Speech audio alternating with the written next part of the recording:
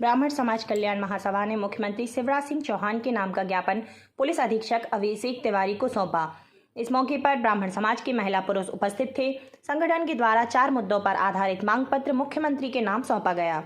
इस मांग पत्र में विदिशा जिले के शमशाबाद विधानसभा का मामला, जिसमें पहली पुत्री ने और फिर पिता ने आत्महत्या की थी, प्रमुखता से उठाया गया, जिसमें पुलिस के द्वारा अब तक कार्रवाई नहीं की गई और थाना पुलिस के खिलाफ सरकार के द्वारा कोई सख्त कदम नहीं उठाया गया। ज्ञापन में दमोह जिले के तेजगढ़ में पुजारी की बेटी से हुई छेड़छाड़ के मामले में आरोपी को पुलिस के द्वारा आवश्यकता से अधिक सहयोग किया गया, जिसके चलते आरोपी को तत्काल न्यायालय से जमानत मिल गई। मामले में सरकार का ध्यान आकर्षित करते हुए विशेष टीम से जांच कराए जाने की आवश्यकता व्यक्त की गई। ज्ञापन में शाहगढ़ टीआई की भूमिका पर सवाल उठाते हुए ब्राह्मण परिवार को प्रसारित करने का आरोपी ब्राह्मण समाज कल्याण महासभा के द्वारा लगाया गया। ब्राह्मण समाज पर प्रदेश में लगातार हो रहे अत्याचार और सरकार द्वारा की जा रही अनदेखी के विरोध में ब्राह्मण समाज कल्याण महासभा के अध्यक्ष प्रदीप दुबे ने ज्ञापन उपरांत बताया कि ब्राह्मण समाज कल्याण महासभा 7 दिवस तक कार्रवाई किए जाने की उम्मीद करता है और अगर ऐसा नहीं हुआ तो चरणबद्ध आंदोलन सहित व्यापक आंदोलन किया जाएगा। आज किस मामले को लेकर आप लोग यहाँ पे इकट्ठे हुए थे? प्रदेश के विभिन्न जिलों में जो है ब्राह्मण परिवारों के ऊपर अत्याचार हो रहे हैं, प्रताड़नाएं हो रही हैं और पुलिस प्रशासन के द्वारा न्याय संगत नीति संगत कार्रवाइयाँ नहीं हो रही हैं, जिसके चलते ब्राह्मण समाज कल्याण महासभा और सभी जिले के ब्राह्मणों ने आज आकर यहाँ पर ज्ञापन सौंपा है और इस ज्ञापन के माध्यम से माननीय मुख्यमंत्री जी को निवेदन किया है कि नीतिगत कार्रवाई करें, थाना प्रभारियों के खिलाफ कार्रवाई करें जिन्होंने दोषपूर्ण कार्रवाई की है।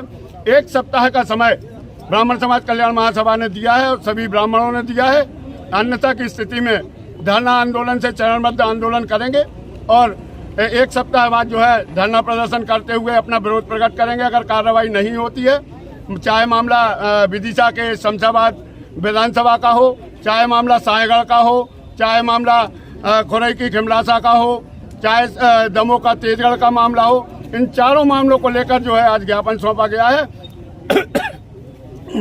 और ये उम्मीद की गई है कि पुलिस प्रशासन कार्रवाई करेगा।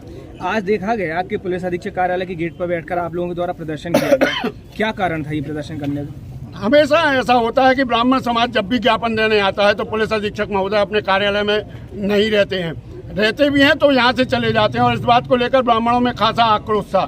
इसके लिए हमारे दिनकर तिवारी जी, शिवशंकर जी और अन्य सभी ने इस मामले में आपत्ति व्यक्त की थी। तो आज हम लोगों ने निर्णय लिया कि उनके द्वार पर ही बैठेंगे जब तक वो ज्ञापन लेने नहीं आते हैं। अगर वो ज्ञापन लेने नहीं आएंगे तो हम लोग ज्ञापन नहीं देंगे, लेकिन पुलिस अधीक्षक कार्यालय के समक्ष हम लोग बैठे और पुलिस के उनके द्वारा उनको सूचना दी गई और वो आए और उन्होंने हमारा ज्ञापन लिया।